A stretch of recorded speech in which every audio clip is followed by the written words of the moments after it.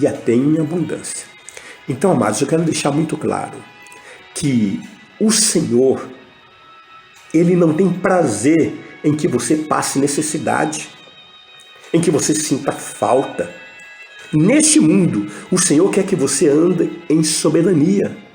E eu louvo a Deus porque nos últimos tempos, o Senhor tem nos dado entendimento pleno da sua palavra, porque por muitos anos essas verdades foram encobertas.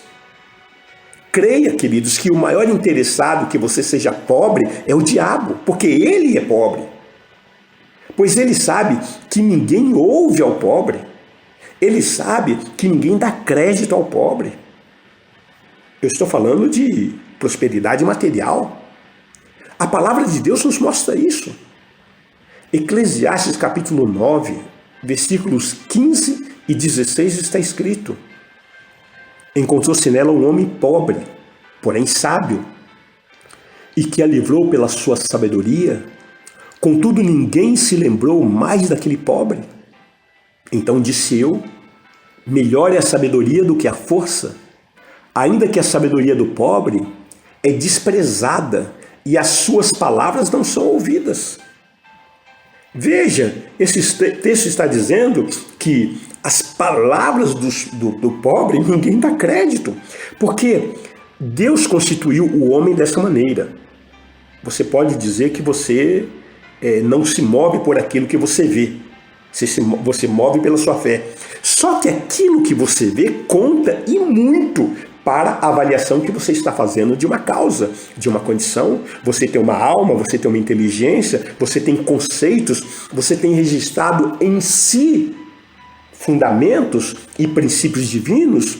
E dentro desse fundamento, desse princípio, nós humanos, nós damos crédito àquilo que nós vemos. Eu não estou dizendo crédito absoluto, porque nós cremos no poder de Deus, mas por aquilo que nós vemos, nós realmente concluímos uma situação. Agora veja, se nós fazemos isso, imagine um ímpio que não tem a palavra de Deus. O que eu quero dizer é o seguinte: quando você ou qualquer pessoa vê um pobre, qual o crédito que nós demos a esse pobre? Crédito de sucesso, crédito de perseverança, crédito de realização, crédito de felicidade. Não, a pessoa está vivendo uma vida regrada, uma vida de escassez, uma vida de falta. Então a Bíblia nos mostra isso. Aliás, desde o início, quando Deus estabeleceu a sua lei lá para a nação de Israel, né, Deus já deixou muito claro que ele não quer pobre no meio do seu povo. Deuteronômio capítulo 15, versículo 4. Está escrito isso. Para que entre ti não haja pobre, pois o Senhor teu Deus te abençoará abundantemente na terra que te dá por herança para possuí-la. Deus nos deu uma terra por herança, Ele nos conduz em segurança nessa terra, em vitória, e Ele não deixa que nada falte. Deuteronômio capítulo 7, Deuteronômio capítulo 8, veja a escassez com que o Senhor nos trata. Neemias capítulo 8, tantas palavras, né? Deus está dizendo que não quer pobre no nosso meio. Por quê? Porque já vimos que Deus é poderoso, Deus é rico e Deus, os seus filhos são herdeiros dele, e Deus sendo rico, os filhos de rico são ricos, não são pobres. Porque pobreza é uma condição contrária à natureza de Deus. Em Deus não há pobreza nenhuma. Agora eu quero trazer uma abordagem, amados, sobre o efeito do Calvário. Vamos falar um pouco sobre a obra da cruz, o efeito, né? Paulo, sendo um discípulo exemplar, ele declara que ele estava crucificado com Cristo, né? Agora, entenda o seguinte, vamos fazer aqui vamos emoldurar essa administração para que você entenda. Então vamos entender o seguinte, 1 Coríntios capítulo 4, versículos 8 a 13. Já estás fartos, já estás ricos, chegastes a reinar sem nós. Sim, tomara reinasses para que também nós viéssemos a reinar convosco. Porque a mim me parece que Deus pôs a nós, os apóstolos, em último lugar, como se fôssemos condenados à morte. Porque nos tornamos espetáculo ao mundo, tanto a anjos como a homens. Nós somos loucos por causa de Cristo, e vós, sábios em Cristo. Nós fracos e vós fortes. Vós nobres e nós desprezíveis. Até a presente hora, sofremos fome e sede e nudez, e somos esbofeteados e não temos morada certa.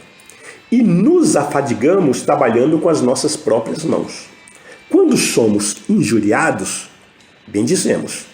Quando perseguidos, suportamos. Quando caluniados, procuramos conciliação. Até agora, temos chegado a ser considerados lixo do mundo, escória de todos. O que Paulo está colocando aqui pelo Espírito?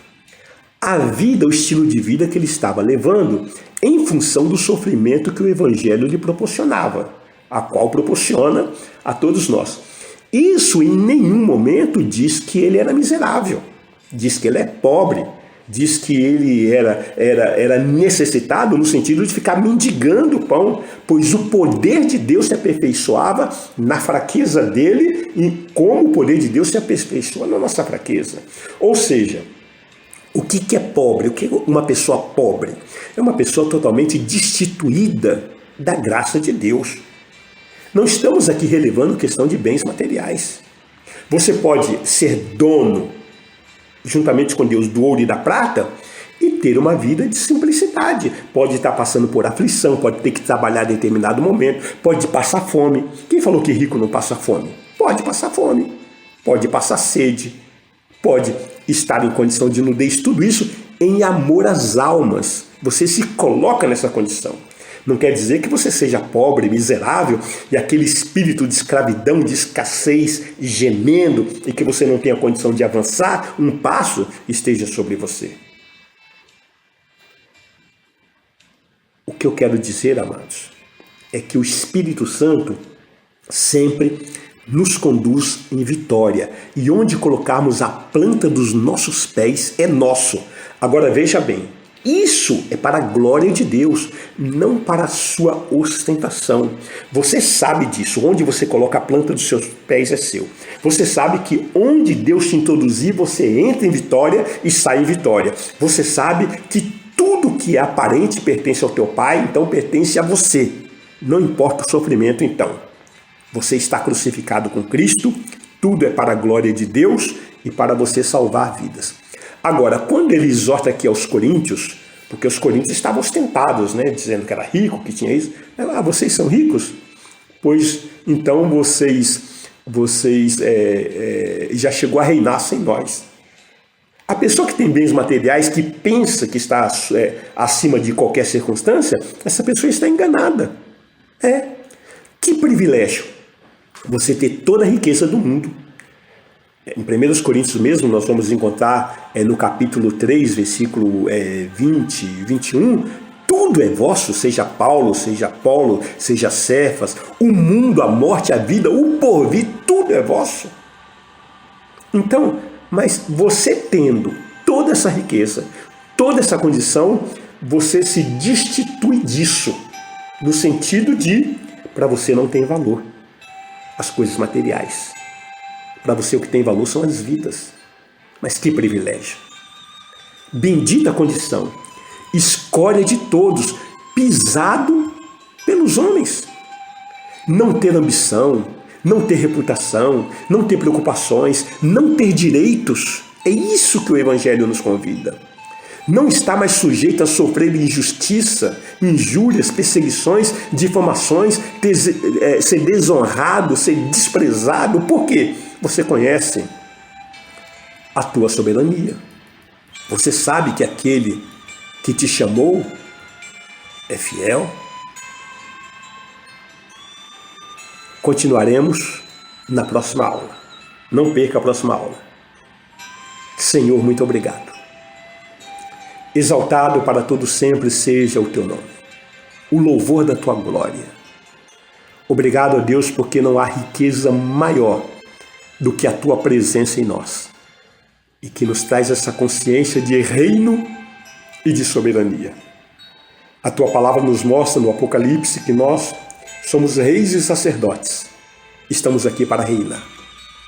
E quem reina é aquele que governa. E nós governamos toda a situação porque tão somente através da tua igreja a multiforme sabedoria de Deus é revelada aos principados e potestades nos lugares celestiais. Que esse entendimento possamos todos nós, eu, os nossos ouvintes, e para que com isso possamos te glorificar no excelente nome de Jesus Cristo. Através do penhor da obra que Jesus realizou no outeiro do Calvário, através do penhor do Espírito Santo de Deus, é que nós oramos agradecidos. Amém.